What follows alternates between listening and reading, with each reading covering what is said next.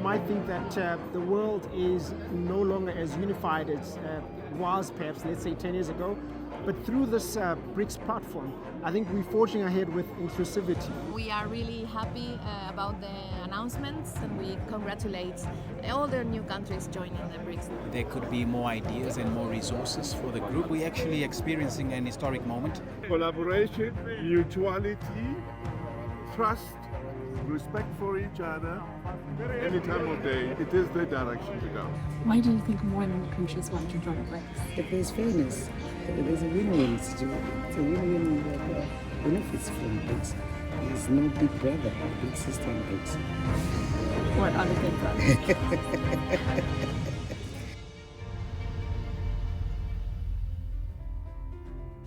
The world's gaze is firmly fixed on the BRICS summit in Johannesburg. And just today, the group invited 6 countries, namely Argentina, Egypt, Iran, Ethiopia, Saudi Arabia, and the United Arab Emirates, to become its new members.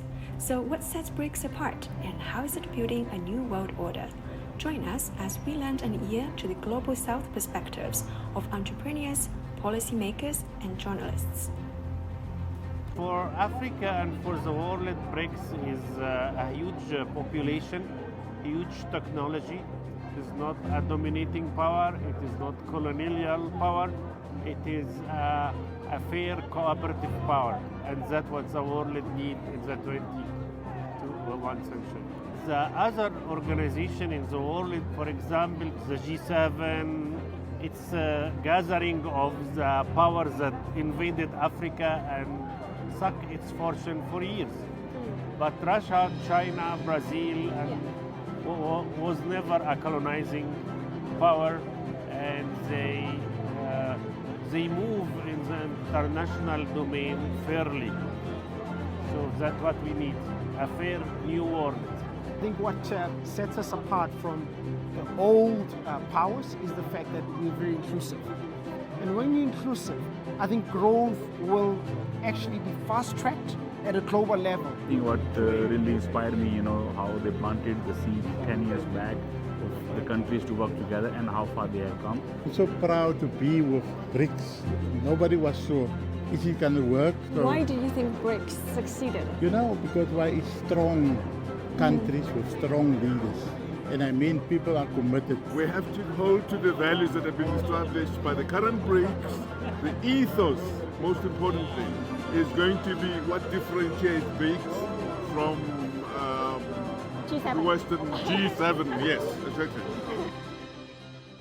Where do you see BRICS is headed to? Maybe a 50 country in 3 years, and then we can change the world. We want to go outside the dominating current currency of the dollar and the euro, because they make economic sanctions by themselves on whatever they don't like. We need a really democratic world, not only politically but economically. If you look at the current de-dollarization campaign, the horse has bolted.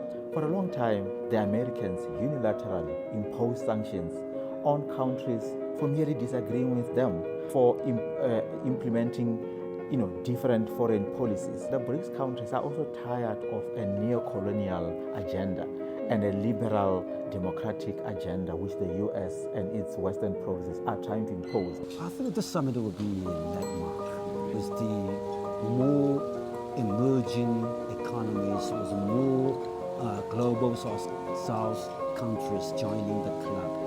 BRICS will have more weight, not only in economics, but also in its voice. How significant do you think an expanded BRICS will be to the global order? Very significant. I think there's a moment in history that presents itself. This is the moment in history. And I know President Xi will lead it, but I do hope that the other presidents follow to take BRICS, into its rightful place as a leading multilateral body in the global community. Do you consider China in general a source of confidence or strength? There's a new template in terms of how you take challenges and convert them to opportunities. And I think China is a perfect example for that. The Africans trust China a lot, more than the Western powers. And to be quite fair to them, I don't think it's only the Africans. I would say the majority of the world, especially the global south, they trust China more than they do the Americans. This is BRICS.